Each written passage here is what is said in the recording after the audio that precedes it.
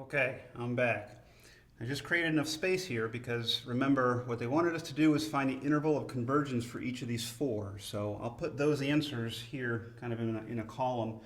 But the space I needed is we need to test the endpoints of the interval for each of the four series. So I'll have some work here.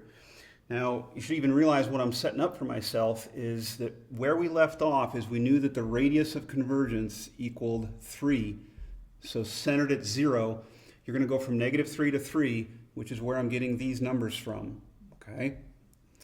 And that also means then that our answers, I was going to say answer, but answers, plural, each answer will be -3, 3, but as I mentioned earlier, rounded parentheses, square brace, or a mix of the two, okay? So for each one of these series, we need to figure out how to put braces around them. Okay, now, in order to do that, what we're doing is one of our like test at the endpoint type of problems. So for instance, at x equals -3 for this first series, what you do is you just plug that -3 in for x, right? So this series becomes a summation. And if I put a -3 in for x, -3 divided by 3 is -1, and that's raised to the n power. And then all of this endpoint analysis is just trying to decide if you get convergence or divergence. Do whatever it takes to figure that out. So in this case, it doesn't take much. -1 to the n power. As n goes to infinity, that's going to go up and down and up and down. It's not going to converge. It's going to diverge. Okay? So we've got a bit of work to do, but for each little piece of the work, we're just looking at a series and seeing if it converges or diverges. And that tells us then over here that the -3 did not behave, so we will exclude it. We'll use a rounded parenthesis. Okay, so back to work. X equals 3. I'm looking at my original series. That's going to now become the summation of a 3 in there. Over 3 is 1. And that's raised to the n power. I said do whatever it takes to decide whether that converges or diverges.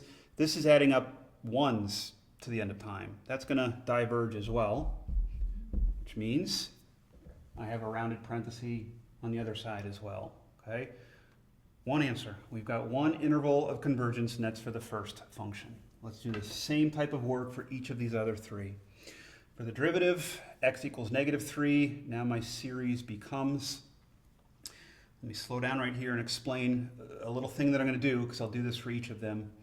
The little thing that I'm going to do is if I plug a -3 in for x, that goes right here. -3 is now raised to a power. I'm going to break the -3 up into a -1 and a +3, and they each get that power then, right? So it's -1 raised to the n-1 power, and it's also 3 raised to the n-1 power. And all the other stuff should still be there. So I still have 3 to the n, and I still have that factor of n up top. So the little trick I was mentioning is when you're putting negative numbers in for x, it's good to break it apart into a -1 times whatever the absolute value is, because now you can talk about an alternating series. You've got your -1 to a power. Okay, so let me simplify this. If I can squeeze it in just a little bit right here. I want to crowd my space for x equals 3, but I can simplify this a little bit because I will have the -1 raised to the n-1 power. I will have that n in the numerator, but the 3's clean up a bit, right? You have n factors downstairs, 1 less upstairs, so just 1 factor of 3 downstairs. And once you've simplified it, this is back to where I was saying, do whatever it takes. Does that converge or diverge? Okay. This one doesn't take much either, because if you're thinking about what's happening, n is going to infinity, the denominator is always 3, so the numerator is getting huge, and yeah, it might flip-flop between positive and negative, but it's never settling on anything. So this is going to be another divergent situation. That tells me, over here, rounded parenthesis. Okay, I'll try to pick up the pace a little bit now that we've seen some of the dynamics. So for x equals 3, back to the derivative expression, that's going to simplify to, just separate the work here. This is just for x equals 3. That's going to simplify to summation. I'm going to do my negative, what am I plugging in? Sorry. Positive 3. I don't even have a negative 1. So positive 3 to the n minus 1 power, 3 to the n power downstairs. That's just 3. And up top is just n. Okay, that's my series there. So converges or diverges? Diverges, right? N's getting huge. So this is diverges, which means rounded parenthesis. Okay. All right, next one. Second derivative, putting in a negative 3. I have my negative 1 raised to the n minus 2 power. I have my positive 3 raised to the n minus 2 power, and then I simplify it with the 1 downstairs. There are going to be 2 left downstairs. And I do still have n times n minus 1 upstairs. Do whatever it takes. Well, this is another case where the denominator is staying constant, the numerator is blowing up to infinity, and yes, you're going to bounce back and forth between positives and negatives, but you're never going to settle on anything, so this diverges. So this is a rounded parenthesis. Okay. Next, x equals 3, f double prime, and I'm putting in a positive 3, in this case 3 to the n minus 2, that's going to be 3 to the 2 power downstairs, n minus 1 times n up top. Okay, think about it for a second again. Constant, top goes to infinity. This is another diverges. This is another rounded parenthesis.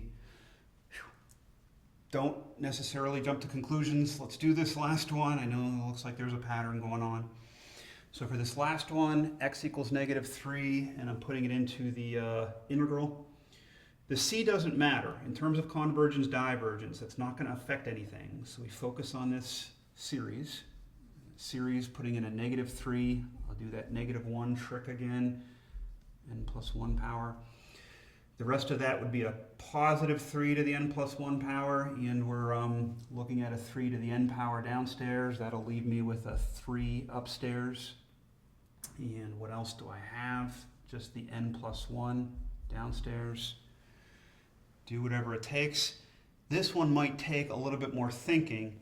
And I'm going to tell you that if you look at the alternating series test, if you remember it, you took the limit of that without the negative 1 to see if you got a 0. You do. You should be able to see that.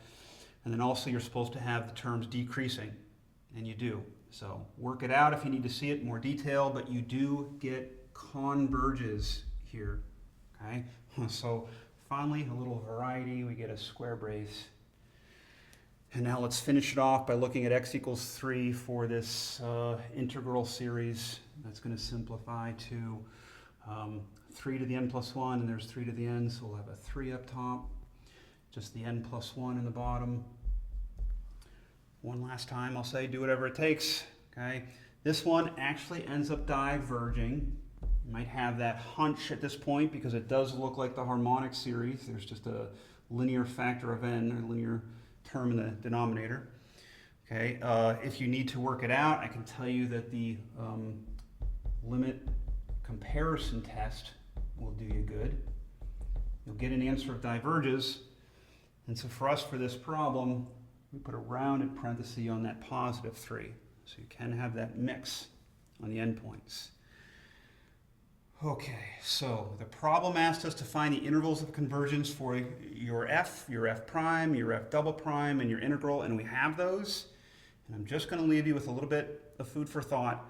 It should make sense to you that if we excluded the endpoints here, that we'd also exclude the endpoints here. Why should that make sense to me? Because we're saying that there's something bad going on at 3 and negative 3 for the original function. So if there's something bad going on for the original function, you're not going to have a good derivative there. You know, the derivative probably doesn't exist. We talked about critical points and all those kinds of things back when we were learning derivatives. So it makes sense to me that if these endpoints aren't included in the original function, they're not going to be included in the the first derivative. I got ahead of myself because they'll definitely not be included in the second derivative if they weren't in the first derivative. But integration is a little bit more accepting, and things can go well for the integral even when they don't go well for the original function. So, okay, a lot to do, a lot to think about, and I hope that helped. Thanks.